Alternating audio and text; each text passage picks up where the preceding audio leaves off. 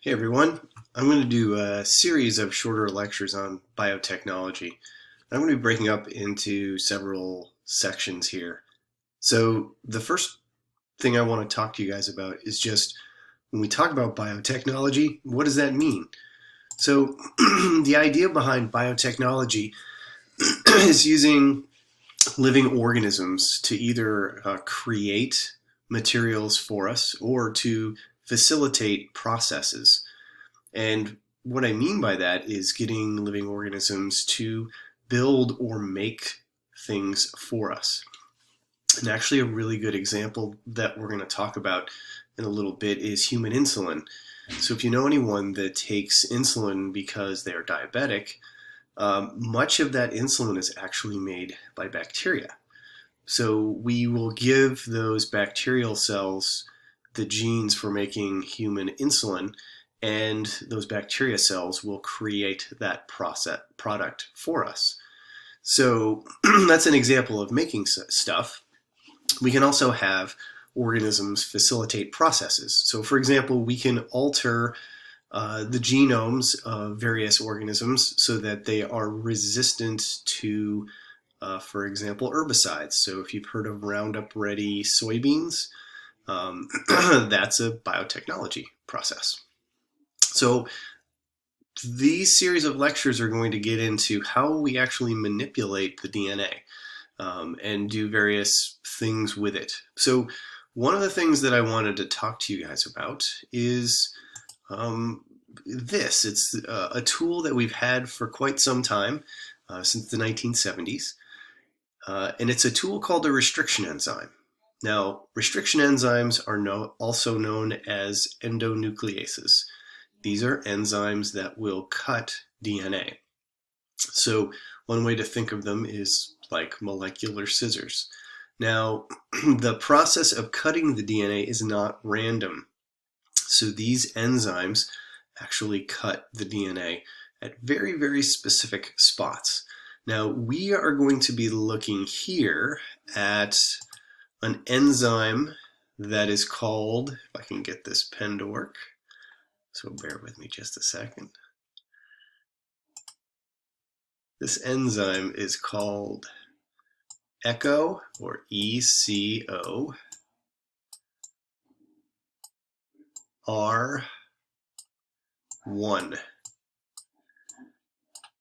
And the ECO part of this comes from the fact that this enzyme is derived from E. coli.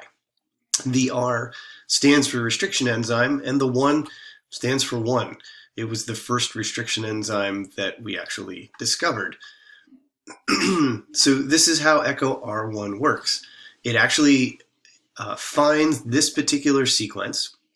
It's GAATTC, and it cuts the DNA at that sequence. And it doesn't cut straight through the DNA here. It actually cuts the DNA, or cleaves it, as we say, in this very particular manner. So it cuts the sugar phosphate backbone between the G and the A, and then it breaks the hydrogen bonds between these nucleotides here, and then cuts the sugar phosphate backbone on the other DNA strand. And so what you end up getting are two pieces of DNA. One has the sequence of AATT as a single-stranded molecule, and then the other end that we've cut has this sequence TTAA, the complementary sequence. So these ends are called sticky ends. What scientists will do is they'll use ECO R1, they'll cut two different DNA molecules with that restriction enzyme. And then they can take two pieces of DNA and essentially paste them together. So I've cut this piece of DNA here, and I've got this TTAA sequence. And then if I cut another piece of DNA using the same restriction enzyme, I will get a complementary sequence to that, and I can literally paste them together. And we'll use that enzyme ligase that we talked about with DNA replication to glue those two pieces of DNA together. It'll fix that sugar phosphate backbone. So this is one example. There are actually lots and lots of different kinds of restriction enzymes, and they're all named after the bacteria that they were discovered in. Um, Now, here's how we can use this. So we can make what's known as recombinant DNA. So if you look at a bacteria cell, now bacteria are a little different than our cells. Remember, they're prokaryotic. There's no nucleus. Bacteria, at least some species, also have their own DNA that's separate from their genomic DNA. There's this little loop of DNA called a plasmid. Plasmids are small loops of DNA, and bacteria use them in what's known as horizontal gene transfer. So if two bacteria of the same species get next to each other, they will actually exchange these little loops of DNA, these little plasmids. And it's a way for them to transfer genes that they may have picked up from other bacteria, or genes that these genes can mutate. They can pass on those mutations to other individuals of the same species. And in fact, this is how antibacterial resistance gets spread. And we'll talk more about that later.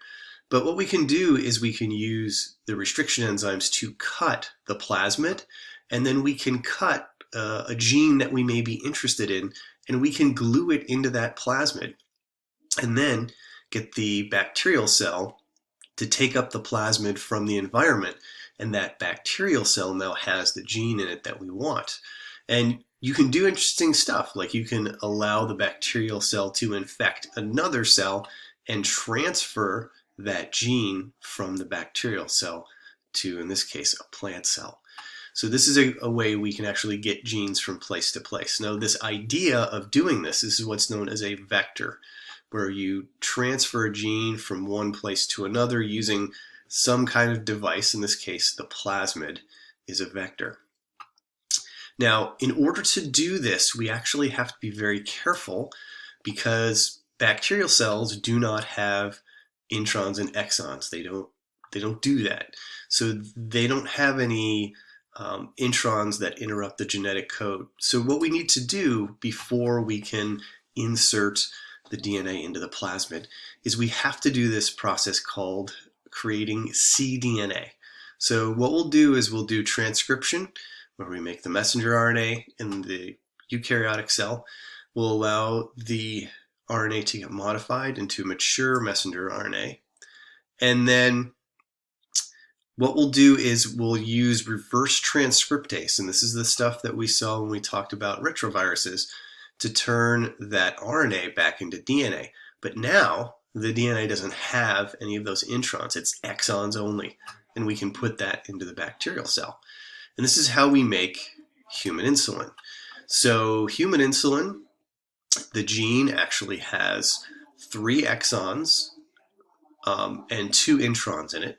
And what we can do is we can allow the cell to do transcription, make that messenger RNA, and then you can take that RNA and take the cDNA version of that RNA and put it into bacteria. So we actually have to do this in 2 bacterial cells. The gene for human insulin is fairly large, and so you can't just insert it all into one plasmid. The plasmids aren't big enough. So we use 2 different plasmids and 2 different bacteria. The bacteria then do transcription and translation, and they make the 2 pieces here. There's 2 chains in insulin, but they essentially build the insulin for us.